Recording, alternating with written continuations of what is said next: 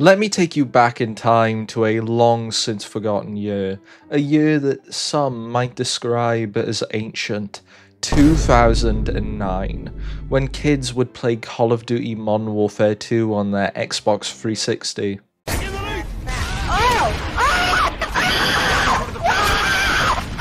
Whilst their parents would play Peggle.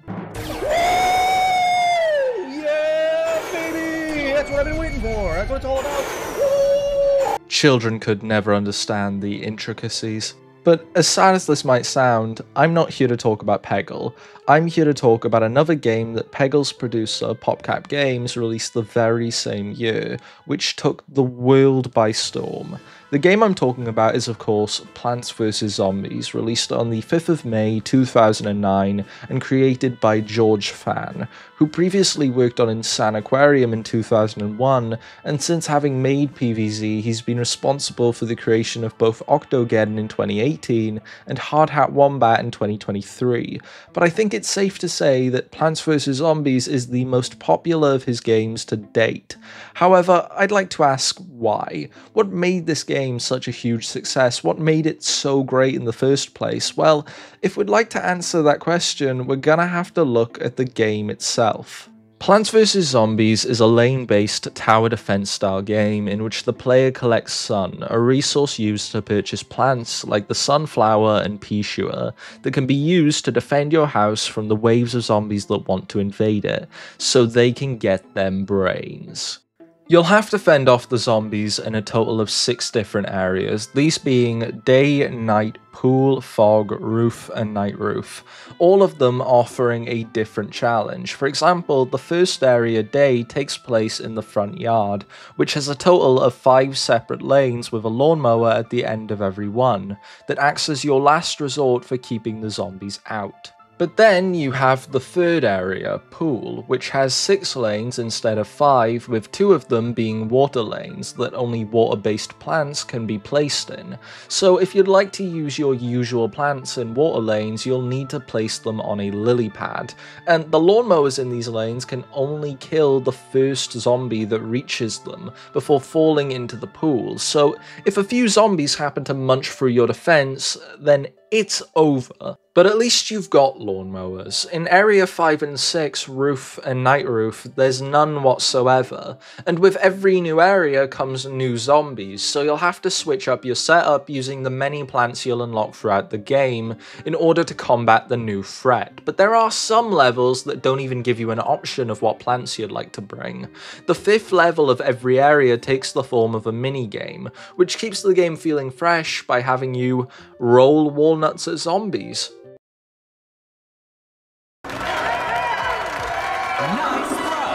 And at the end of every area, you'll be given a note by the zombies very kindly informing you that they'll be attacking your house in full force.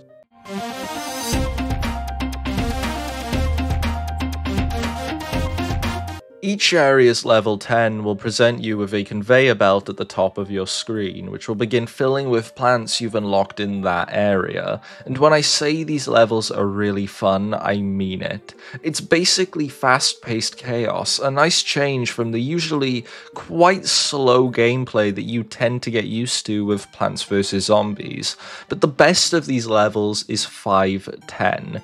It's here we fight the final boss, Dr. Edgar Zomboss. The only other character aside from you and Crazy Dave, who I probably should have mentioned sooner. He plays the role of both neighbor and mentor throughout the entirety of PvZ and becomes even more integral to the plot in later installments of the franchise. But for the time being, let's return to the final level, which accumulates in Dr. Zomboss raising the white flag and us being given one of the greatest musical numbers in gaming history.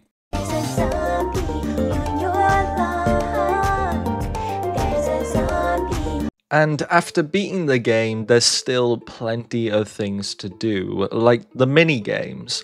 The amount of mini-games in Plants vs. Zombies is actually kind of shocking. Not only are you able to experience some of the mini-games from the story mode, but others as well, like Versus and Last Stand. Versus mode was exclusive to the Xbox 360, PlayStation 3, and Nintendo DS versions of the game, and it's the best. This minigame has one person set up a defense of plants, while someone else sends zombies to try and break through it, which really isn't that hard. Playing plants in this minigame is a fate worse than death. And the minigame Last Stand is also fantastic. It gives you a predetermined amount of sun and allows you to set up your defense prior to the zombies appearing, but you're unable to bring sunflowers, making sun production scarce, which means your initial defense will have to be airtight. So I'd recommend purchasing some of the upgrade plants from Crazy Dave's Twitty Dinkies, his cart boot. Upgrade plants can transform pre-existing plants into new and improved versions of their former selves. For example, the sunflower can be upgraded via inbreeding to have 2 heads, making it produce double the amount of sun, which I suppose means inbreeding good?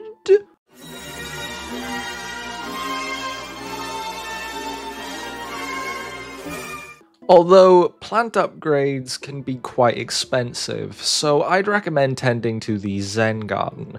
This garden can be used to harvest coins, and when it starts to fill up, you'll be making that cash money.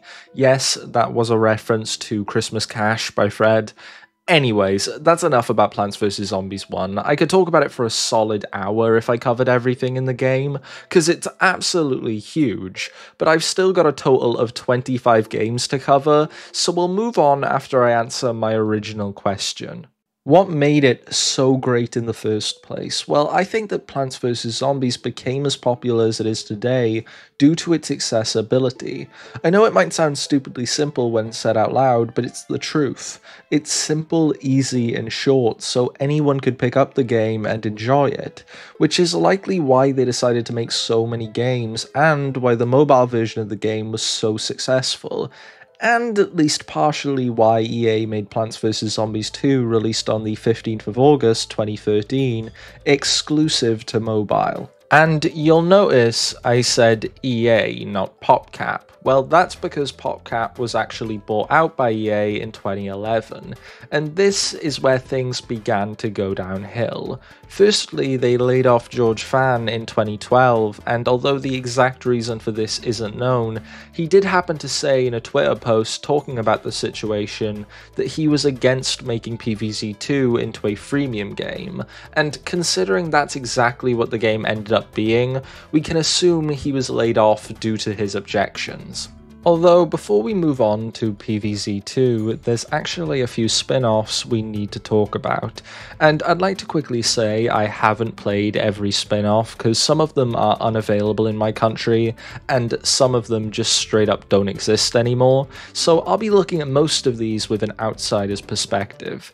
Anyways, spin-off time. First is Plants vs. Zombies Pinball, supposedly released sometime during 2012. This game is basically just normal pinball with a Plants vs. Zombies theme, so there's not really much I can say about it, but the cover of zombies on your lawn that can be heard in the trailer is just as good as the original. Secondly, we have our first Chinese PvZ game, Plants vs. Zombies Great Wall Edition, released on the 18th of May 2012, which is really just a Chinese reskin of the original Plants vs. Zombies game, with a few minor gameplay tweaks. However, the same cannot be said about Plants vs. Zombies Endless Edition, released in February 2013, that combined PvZ with the old Chinese novel Journey to the West, the very same story that Black Myth Wukong is based on.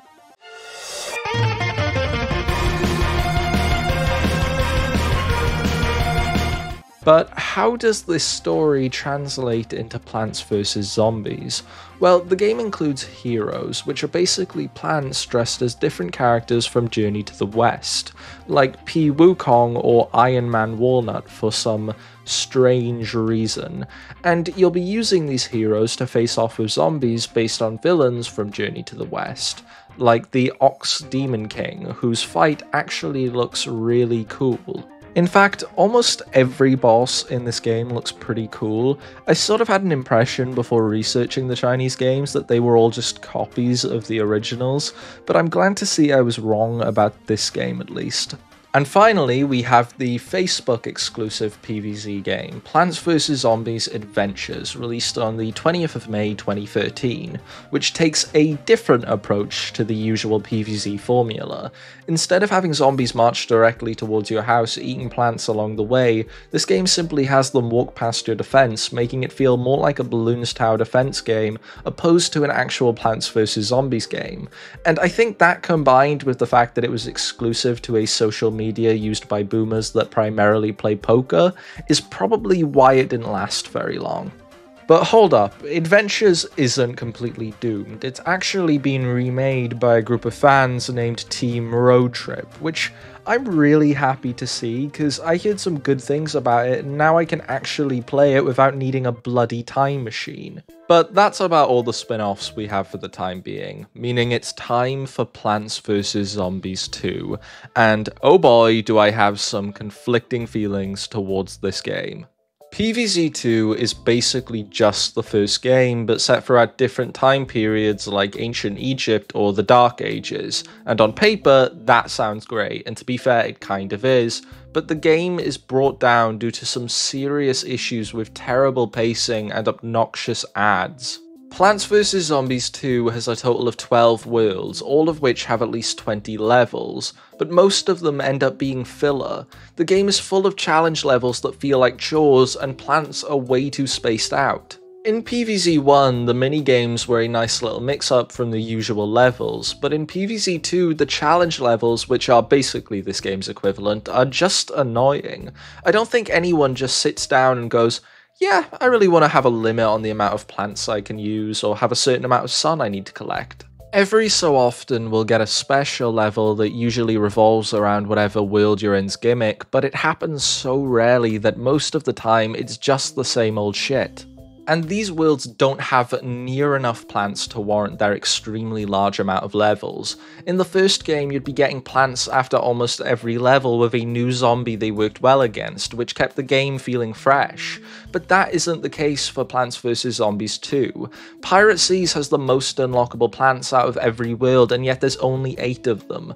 I understand that adding a plant after every new level would be difficult, but if they just made the worlds shorter, it wouldn't have been a problem to begin with. And if the worlds were shorter, you'd be subjected to less of the terrible mobile ads this game shoves down your throat like a massive foot-long Subway sandwich. But here's where the big twist comes in. I actually kind of like this game. They messed up a lot of stuff, but if you're able to get past that, you might find yourself really enjoying it. Some of the worlds have really fun mechanics, like my favourite world, Frostbite Caves. Yes, I'm fully aware that I belong in an insane asylum. In this world, your plants will slowly freeze unless they've got some form of fire attribute, and if they get frozen, zombies will walk right past them. So you'll need to unfreeze them by using a plant called the hot potato, or any other hot plant really. Zombies can also have their positioning changed by floating tiles, allowing you to focus your defense on specific lanes. Well, at least until the Dodo Rider zombie flies right over them. Which brings me on to my second point, the plants. PvZ 2 has a crazy number of plants. It actually has so many that Zack Scott Games has been able to make a series on PvZ 2 that has over 1,100 episodes. Checked the internet lately. How did they? It's literally longer than One Piece, but we're getting off topic here.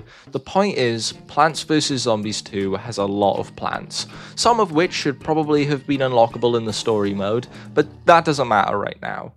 What does is the fact that there are so many ways to deal with every threat. These dodo guys can be blocked with tall nuts, blown up with potato mines if you time them correctly, and sent flying off the screen with a hurricane. And remember, that's only one example. There's a ludicrous amount of unique zombies in this game, and finding different ways to combat all of them is really fun. So despite my quite intense criticism of this game, it's decent. EA may have run this franchise into the ground, but before doing so, they made some super fun games, and the best of them are yet to come. But before we can move on to what I consider the next era of Plants vs Zombies, I have some more spin-offs to talk about. First of which is the only PvZ board game, Plants vs Zombies Risk. Like PvZ Pinball, I can't really say much about the game as it's just a skin for the board game Risk, but I will say the PvZ version looks much better.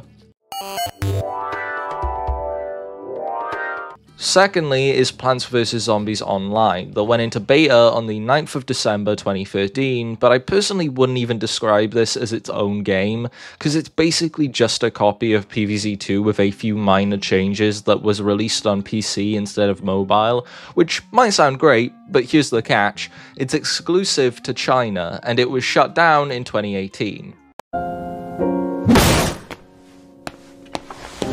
And up next, we have the PvZ fixed gun arcade shooter, Plants vs Zombies The Last Stand, released sometime in 2014, that had the player aim a pea shooter shaped gun at the hordes of zombies approaching the screen. And if I'm being honest, I really want to play it. I don't usually like fixed gun arcade games, or arcade games in general, but if I saw this, I'd be emptying my wallet before proceeding to annihilate some zombies, and I'd be doing the exact same for Plants vs Zombies Whacker, a whack-a-mole PvZ game that lets you smite zombies instead of moles. Anyways, with another load of spin-offs out of the way, I believe it is time for the new era of Plants vs Zombies. In June 2013, a new PvZ game was announced at E3 titled Plants vs Zombies Garden Warfare, and this game was probably met with some skepticism as it wasn't a tower defense, it was a third-person shooter, which might sound like a terrible idea, but after it was released in 2014, it turned out to be incredible. Basically, the game revolves around you playing as either plant or zombie in a variety of different game modes, like Gardens and Graveyards, Team Vanquish, Gnome Bomb, and Mixed Mode if you value some variety. But if you prefer PvE opposed to PvP, then this game has got you covered. Garden Ops sees a group of plants defending their garden from the zombies that attempt to destroy it, and this game mode can get pretty intense. During Wave 5 and 10, a slot machine will appear on screen to decide your fate. It'll choose what boss you'll be facing, and trust me, they're rough. So you might want to choose your favourite character. There's a total of 8 different characters in Garden Warfare, 4 plants and 4 zombies, all with unique weapons and skills. Sadly, Garden Ops only allows you to play as the plants, but I'm going to talk about every class anyways, because it's my video and I can do what I want. So let's talk classes. Up first, we've got the pea shooter, who, believe it or not, shoots peas.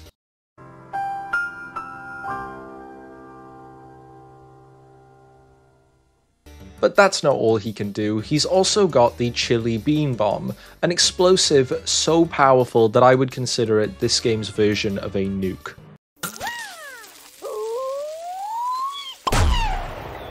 Secondly is the Sunflower. Sometimes she's a healer and sometimes she's a ray of death, but what she's always is attached by the hip to another player. Thirdly is the Chomper, also known as the most annoying thing to ever grace this green earth.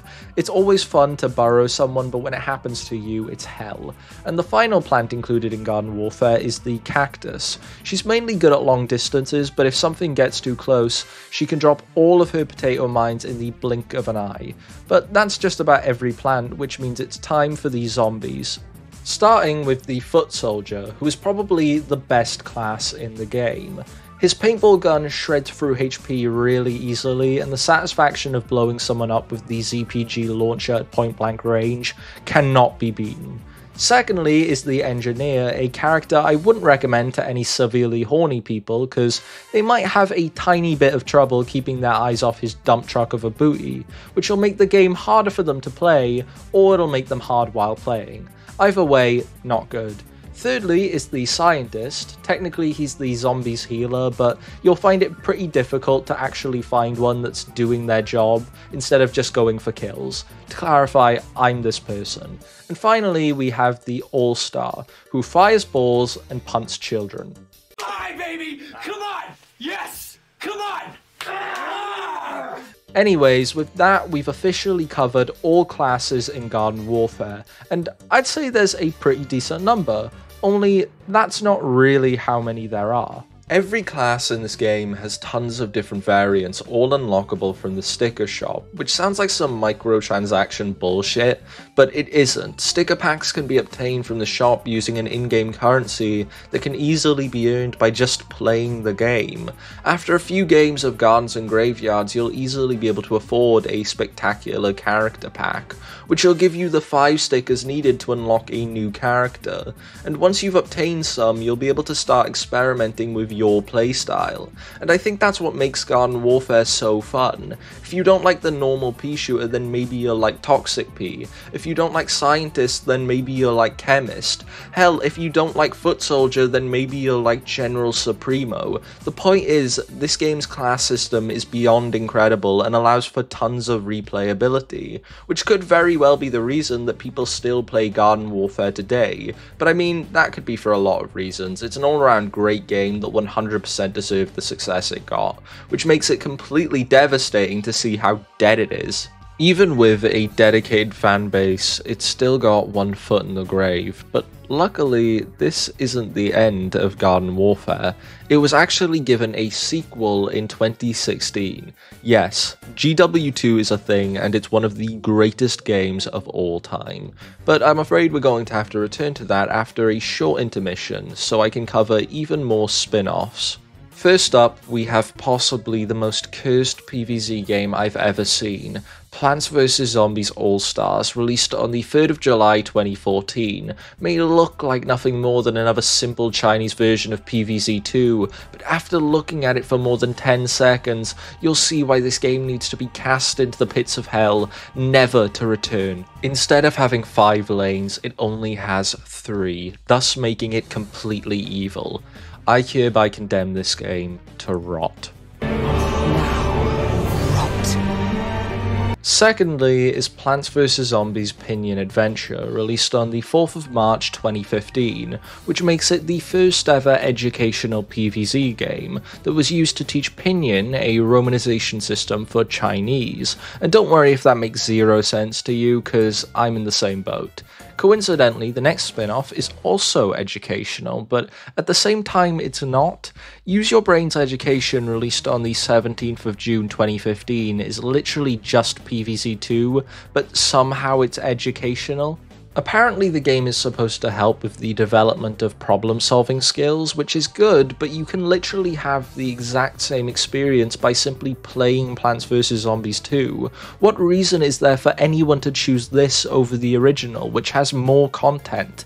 Overall, I have no idea why this game was made to begin with, and I'm happy to see that it's dead. But with that, we return to the main event, Garden Warfare 2. GW2 essentially took everything from GW1 and improved upon it.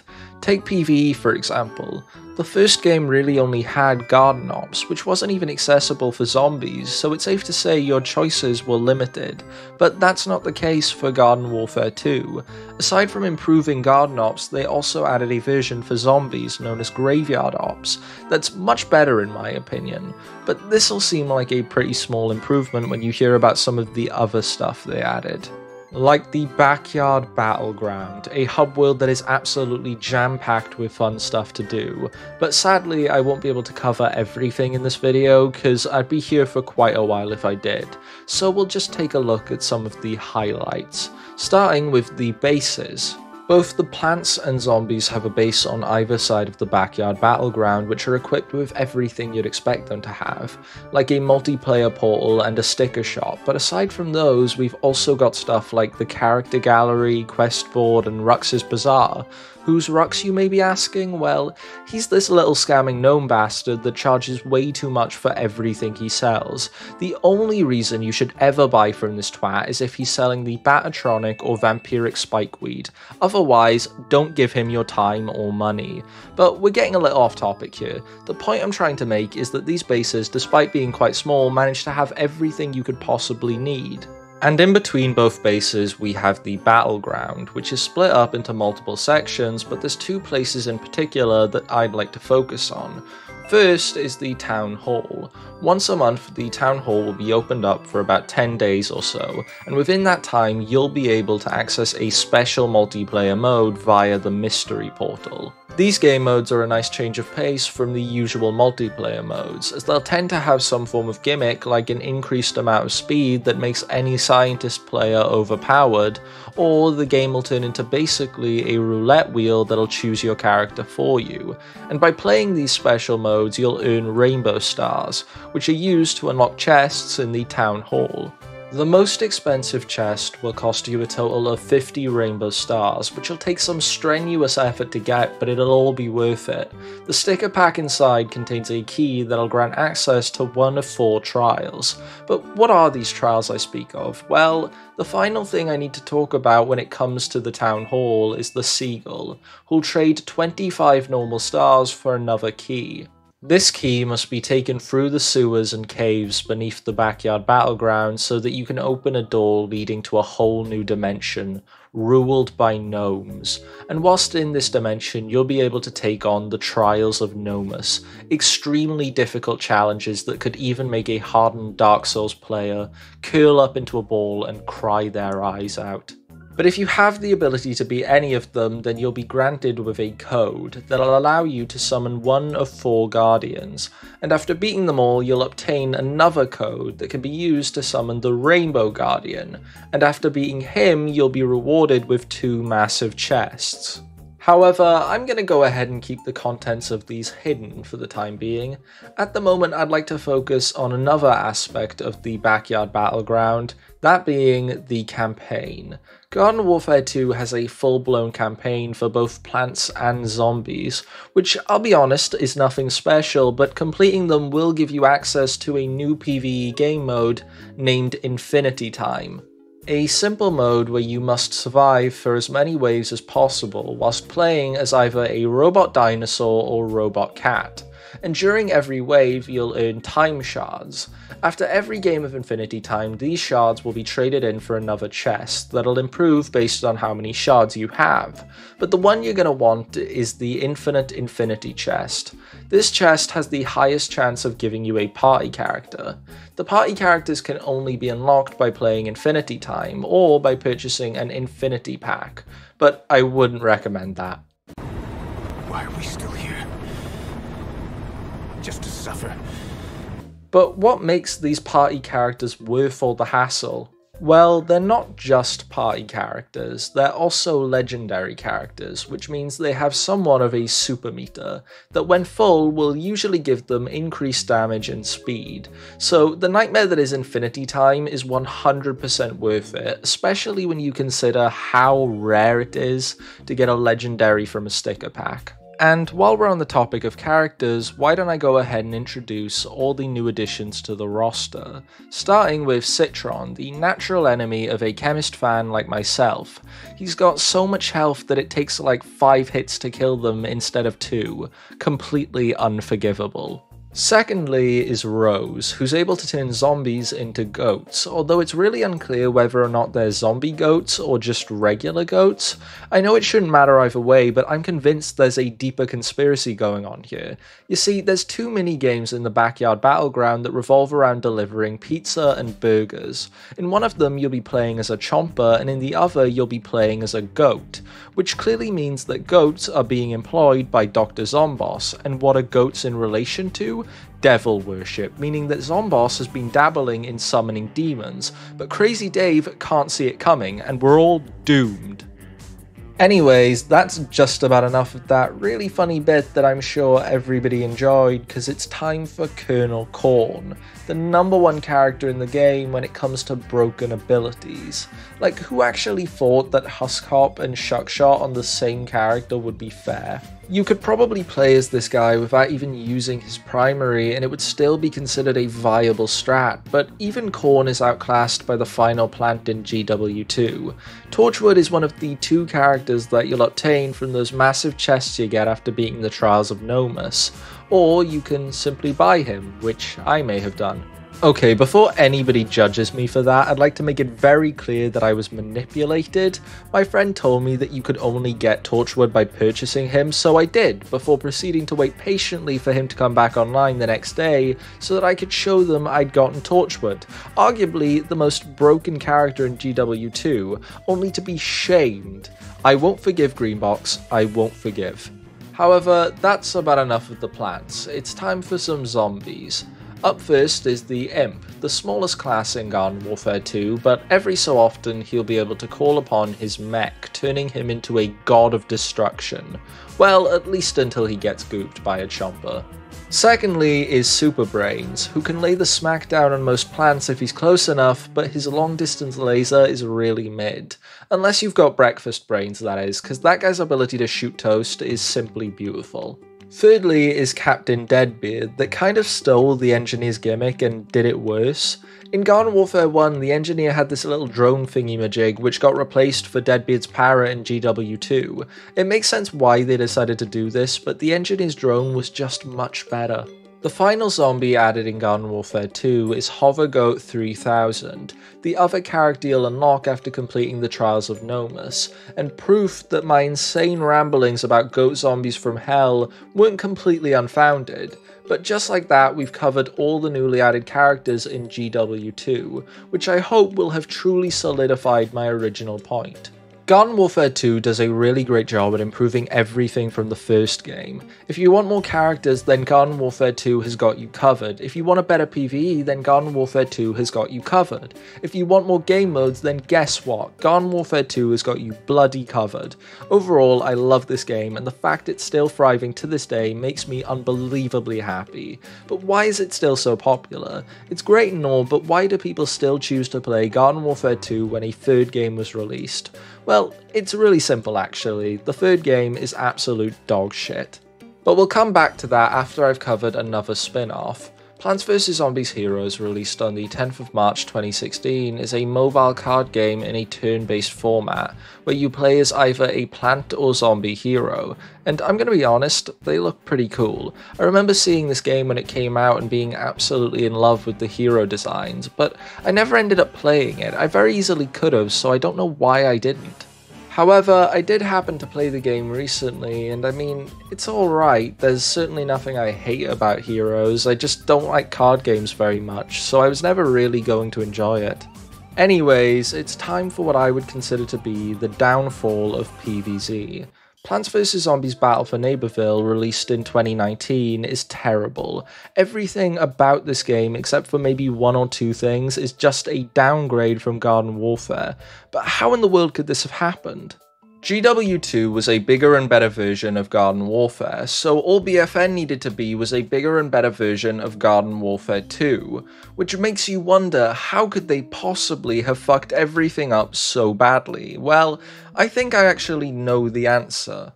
I happen to be a strong believer in the saying, if it ain't broke, don't fix it, and although GW1 and 2 are very, very broken, they're perfect in their own special way, but then in comes BFN trying to fix everything that made them great, like the class system for example.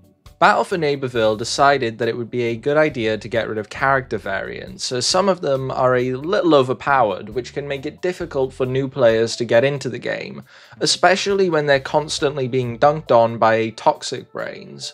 But deleting them altogether is really dumb. They needed some pretty heavy tweaking, they didn't need to be sent to the Shadow Realm, and by deleting them the game loses 90% of its replayability, but it gets even worse when you realise just how much potential each of the new characters had. In total, they added 9 more characters in BFN. For the plants, we have Oak and Acorn, Nightcap, Snapdragon, and Wildflower, and for the zombies, we have Space Cadet, 80s Action Hero, Electric Slide, TV Head, and Wizard. No, I won't talk about each of them individually, because this game simply doesn't deserve my respect, but I'll give credit where credit's due. They're all quite cool, which is why I'd like you to imagine how much cooler they'd be with variants of their own, and imagine if every character from the previous games had kept their variants as well. Battle for Neighborville has plenty of issues, so I doubt characters having variants again would have completely fixed it, but at the very least it would have made the game far more bearable. Anyways, that's my main issue with BFN covered, but as I've said before, this game has other issues, and I'm not going to cover all of them, but there are a few things I'd like to talk about. The new hub world, Neighborville, is split into 3 sections: Dave Manor, Zomboss HQ, and Giddy Park, the battlefield in between the two. So it's basically set up the exact same way as the Backyard Battleground from Garden Warfare 2, only BFN has each section completely disconnected from one another. In GW2, if you wanted to access the center of the Backyard Battleground, then you simply needed to walk through your gate, and if you wanted to invade the other base, whether that be the plants or zombies, you could, but in Battle for Neighborville, that's not possible, because you essentially have to use a Fortnite launchpad just to reach Giddy Park, and then getting to the other base is impossible. Well, maybe there's some way you can glitch in, but there's no official way at least. Also, while we're on the topic of Neighborville, I'd quickly like to mention Rux again, who's gone ahead and gotten himself a lovely new shop, and believe it or not, his merchandise is actually worth your time now. Instead of selling glitter-covered abilities and overpriced customizables that frankly look like shit, he's actually selling good-looking cosmetics, new characters, and character upgrades for relatively decent prices. So even though I've been pretty brutal when it comes to Battle for Neighborville, I will continue to give credit where credit's due and say, good job for turning this absolute scammer into just a regular businessman. But we're gonna go right back to insulting this game, because I need to ask, what utter fool believed that making 2 AI characters into playable characters was a good idea? It does nothing aside from making PopCap and EA look lazy. They could have improved the game by continuing to add new characters over time, which would have solved the lack of variance in Battle for Neighborville.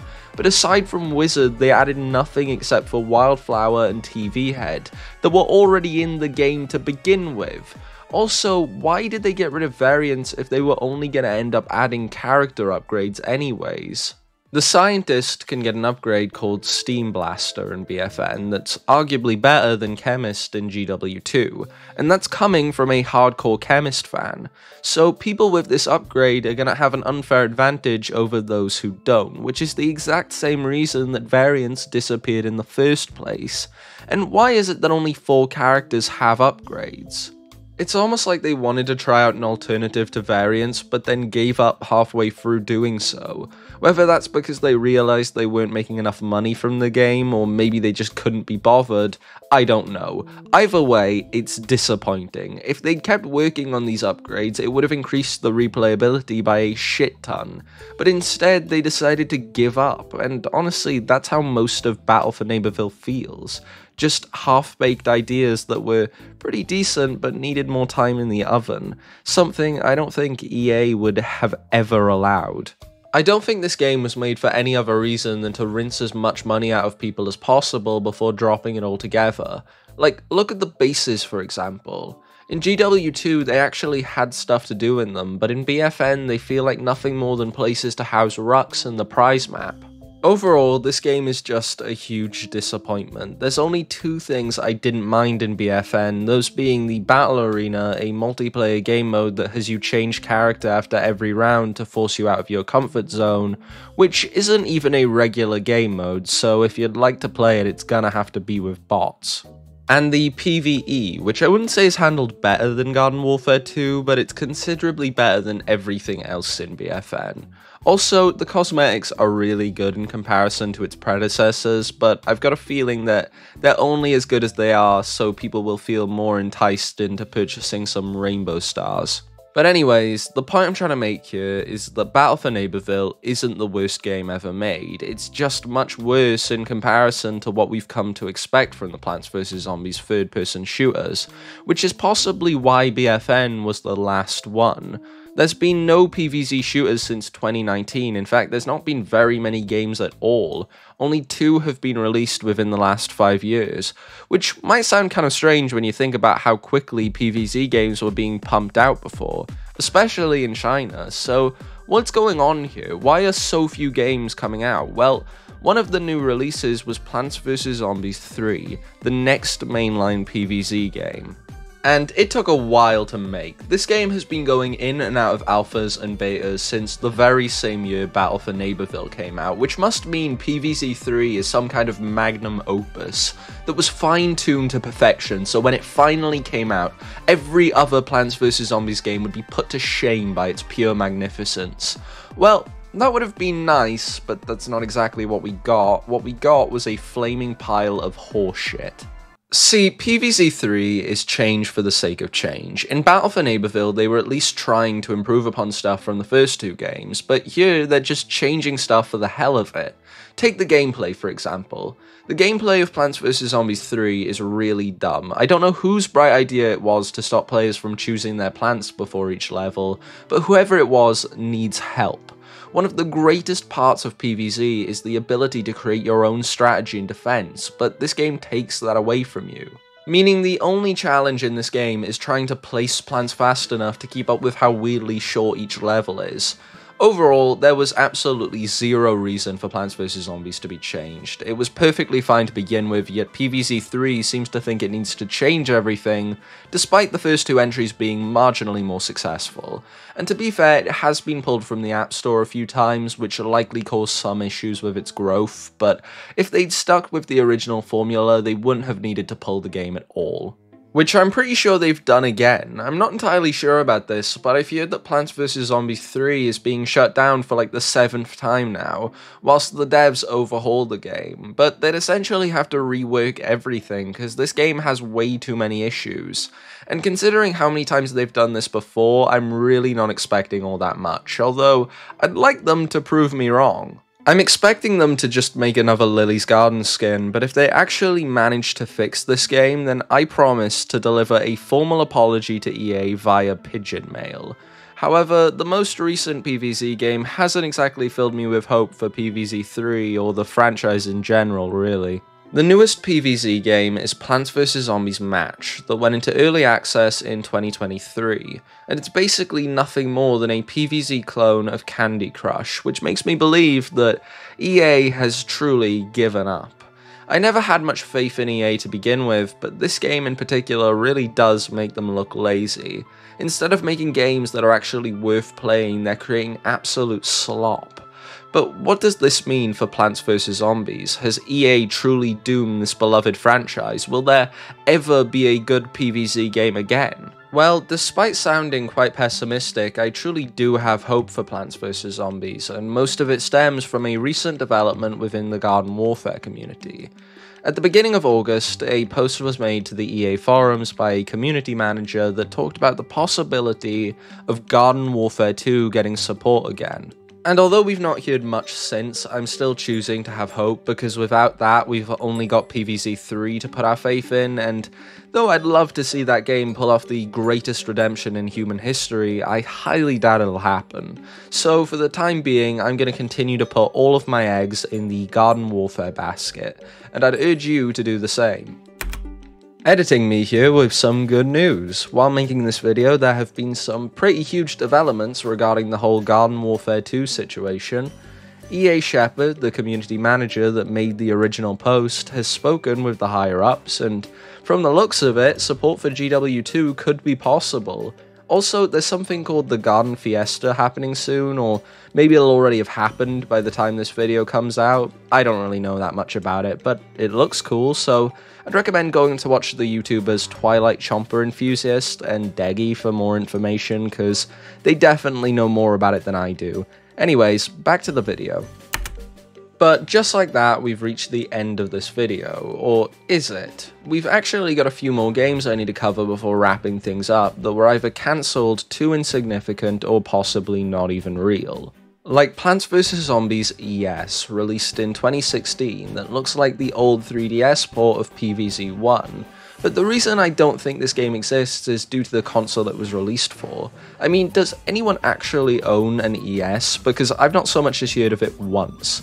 But hey, if there's any die-hard ES fans watching this video, then please feel free to explain why it's more than just a PvZ machine. Anyways, let's quickly talk about some of the Chinese games I didn't include. First up, we've got Social Edition 1 and 2, which are basically just more remakes of the first two games that I didn't include because I simply didn't have anything interesting to say about them. Secondly is Plants vs Zombies Magic Book, a game that I'm pretty sure is educational, but I'm not entirely sure. The only video I could find of it was from what I believe to be a Polish child 2 years ago.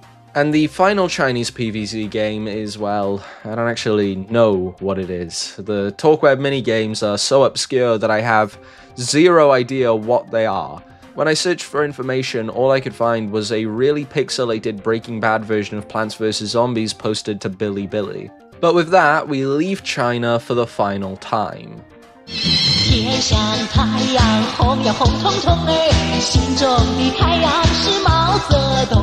Which means it's time to talk about the cancelled PvZ games. Firstly is Talking Zombatar, a game that allows you to have a zombie repeat anything you say, kind of like those Talking Tom games, so even though the exact reason for this game's cancellation isn't known, I could speculate. The final game I have to talk about today is Plants vs Zombies the board game. Unlike PvZ Risk, this game was completely original and looked pretty good too, but sadly it was cancelled for some unknown reason. Although it might have been released in China, so if I'm ever in Bangkok I'll be sure to keep an eye out for it. However, with that, we've reached the actual conclusion to this video, which, if you've enjoyed, then consider smashing that like button, leaving a comment down below, and caressing that sweet and voluptuous big red subscribe button, because I'm aiming for a total of 1,000 subs by the end of the year, and any help in that goal would be much appreciated. But with that, I say goodbye to you lovely, lovely people.